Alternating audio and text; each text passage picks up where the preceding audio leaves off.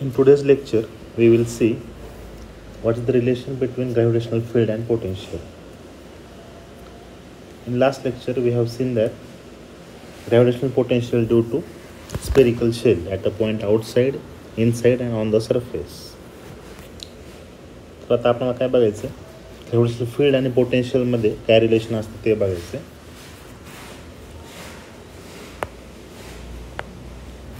तर सपोज करा gravitational potential due to mass M. आपल्याला माहीत आहे ग्रॅव्हिटेशनल फील्ड इंटेन्सिटीचा फॉर्म्युला काय आहे. तर ग्रॅव्हिटेशनल फील्ड इंटेन्सिटी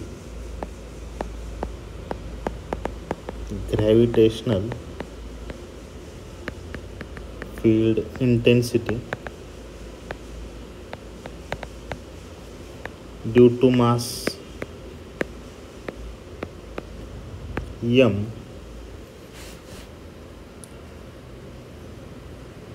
आणि at a point r is given by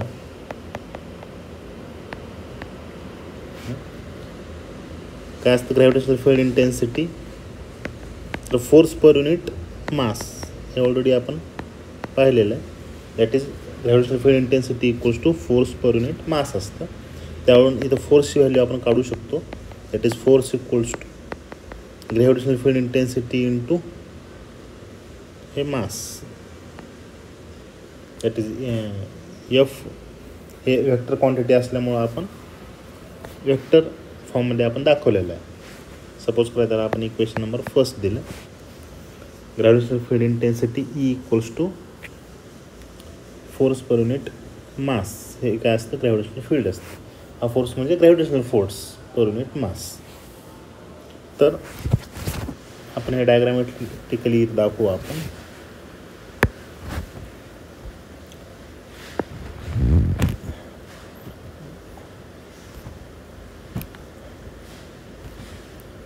suppose करायचं पॉईंट पी आहे आपला पॉईंट ओ.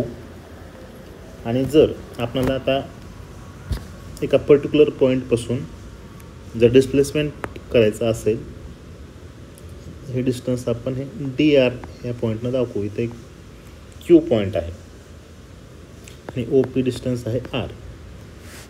तर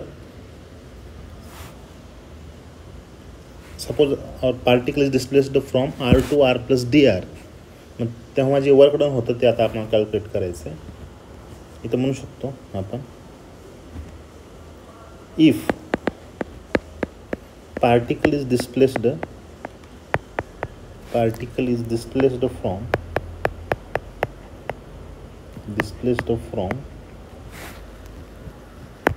r to r plus dr. मग तेव्हा आपलं वर्कडन काय येईल. वर्कडन काय असतं जर आपण डी डब्ल्यू असं दाखवलं तर वर्कडन काय असतं फोर्स इंटू डिस्प्लेसमेंट असतं. That is force into displacement. परंतु इक्वेशन 1 फोर्स काय आहे आपला M E bar dot D bar.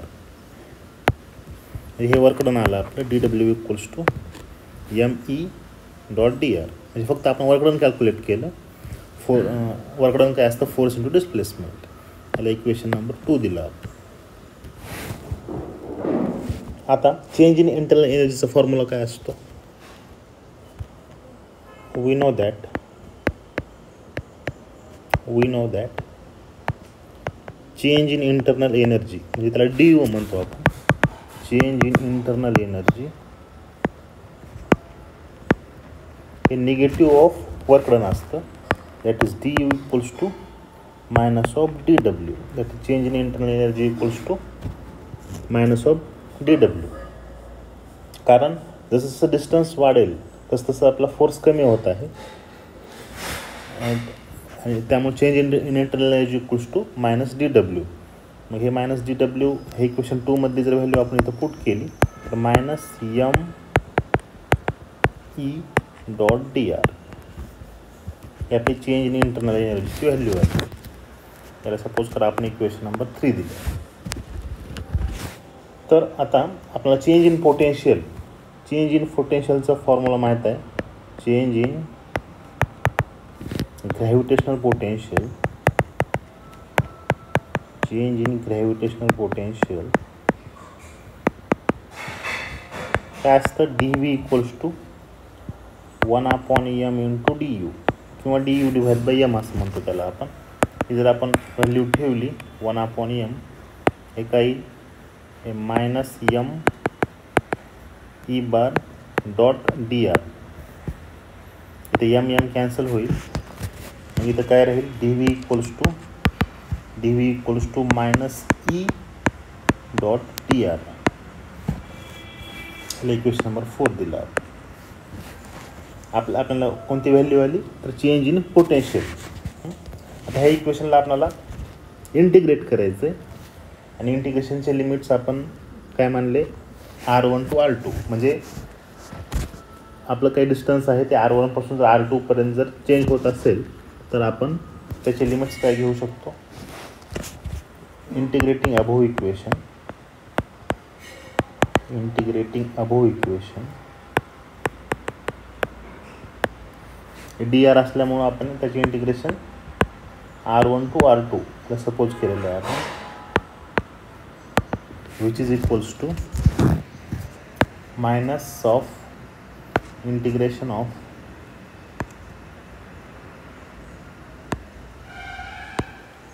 R1 to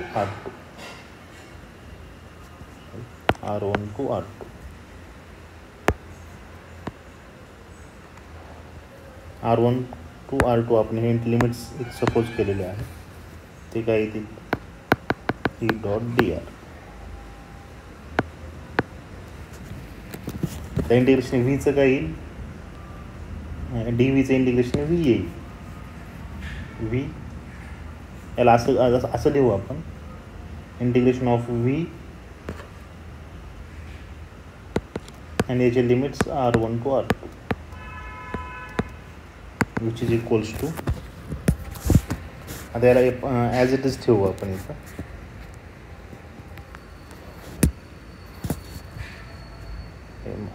minus integration of R1 to R2 E dot D R.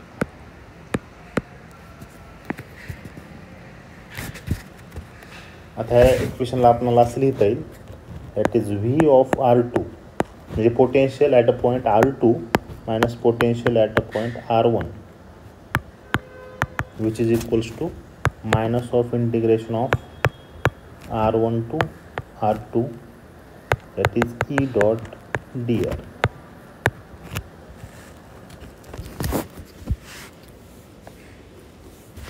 जर आपण आता सपोज केला हा जो R1 जो पॉईंट घेतलेला आहे हा जर रेफरन्स पॉईंट आपण कन्सिडर केला तर ह्या रेफरन्स पॉईंटला पोटेन्शियल किती येणार आहे, 0 येणार आहे. म्हणजे आपण हा रेफरन्स पॉईंट काय सपोज करतो, जनरली आपण इन्फिनिटी सपोज करतो, त्यामुळं हे 1/∞ काही 0 येईल. त्यामुळे इथं R1 हा रेफरन्स पॉईंट आपण 0 कन्सिडर जर करायचा इथं, कशामुळं, कारण तो एक रेफरन्स पॉईंट आहे आणि तो आपण इन्फिनिटीला कन्सिडर करतो. म्हणून if R1 is taken as the reference point, gravitational पोटेन्शियलमध्ये आपण पाहिलेलं आहे की इन्फिनिटीपासून रिक्वायर्ड पॉईंटपर्यंत हा पॉईंट मूव्ह करण्यासाठी जे काही वर्क करावं लागतं त्यालाच आपण पोटेन्शियल म्हणतो. त्यामुळे इथं R1 जर आपण रेफरन्स पॉईंट कन्सिडर केला तर त्याचं पोटेन्शियल काय येईल, V of R1 that is V of R1 equals to 0 येईल. त्यामुळे जे काही आपल्याला पोटेन्शियल भेटेल ते कशामुळे भेटेल, R2 आणि ते पोटेन्शियल आपण R सपोज करायचं. द पोटेन्शियल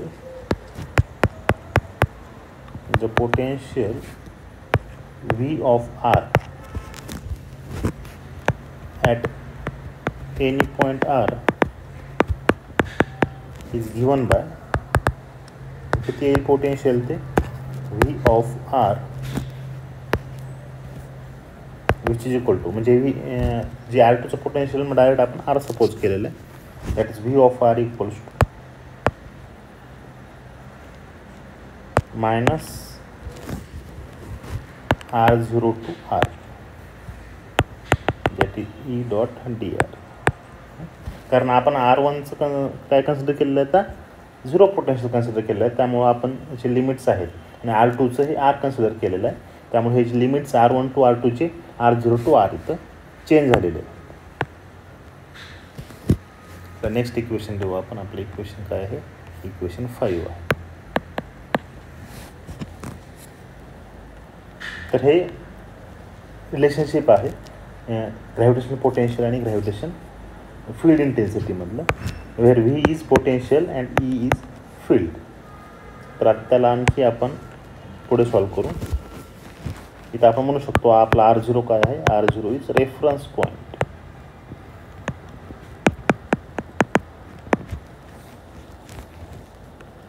आता आपण जर याला कार्टेशियन कोऑर्डिनेट्समध्ये जर चेंज केलं तर इथं काय येईल? ह्या ई डॉट डी आरला तर वेक्टर ई इक्वल्स टू काय येईल? जर आपण कार्टेशियन कोऑर्डिनेट्समध्ये त्याला डिनोट केलं तर वेक्टर फॉर्ममध्ये, तर आय जे के हे जे काही युनिट वेक्टर्स आहेत त्या फॉर्ममध्ये जर आपण त्याला डिनोट केलं in the direction of X Y Z, तर हे काही ई एक्स आय कॅप किंवा vector I plus E Y vector J plus E Z vector K. आणि डी आरला काय लिहू शकतो आपण? I D X plus J D Y plus K D Z, where I J K are unit vectors. बस मग आता जर ई डॉट डी आरची जर व्हॅल्यू आपण कॅल्क्युलेट केली तर इथं काय येईल? E dot D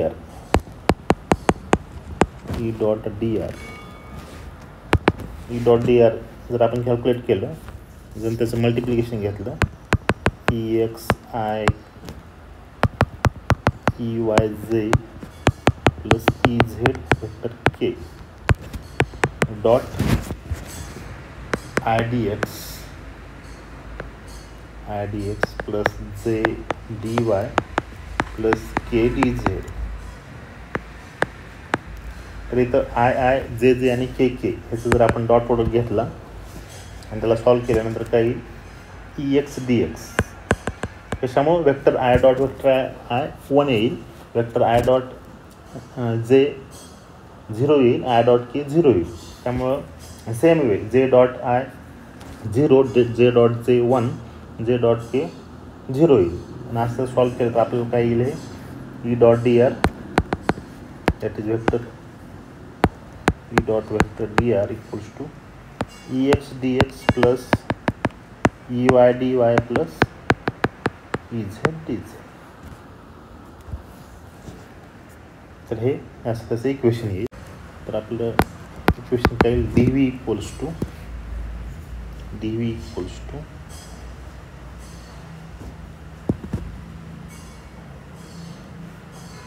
minus E X D X minus E Y D Y minus E Z D Z. त्याला रिअरेंज करून लिहू शकतो आपण. हे इक्वेशन 5मध्ये न ठेवता आपण कशामध्ये ठेवलेलं आहे? इक्वेशन 4मध्ये ठेवलेलं आहे. इक्वेशन 4 काय आहे आपलं? इक्वेशन 4 आहे हे equation 4 that is D V equals to minus E dot D R. ह्या इक्वेशनमध्ये जर ठेवला आपण तर आपलं रिक्वायर्ड इक्वेशन काय येईल? D V equals to minus E X D X minus E Y D Y and minus E Z D Z. Actually ते E X D X plus E Y D Y plus E Z D Z येईल, परंतु हे minus असल्यामुळं आपण त्या तिन्ही टर्मला आपण मायनसला multiply केलं. त्यामुळं आता आपल्याला जर इफ जर कॉन्स्टंट घेतला आपण वाय आणि झेड जर कॉन्स्टंट घेतले तर इक्वेशन काय येईल? D V equals to minus E X D X येईल. त्यामुळं याच्यावरून ई एक्सची व्हॅल्यू काय येईल? E X equals to minus D V divided by D X. हे एक इक्वेशन येईल. जर आपण सेम वे एक्स आणि झेड जर कॉन्स्टंट ठेवले तर मग आपलं इक्वेशन काय येईल?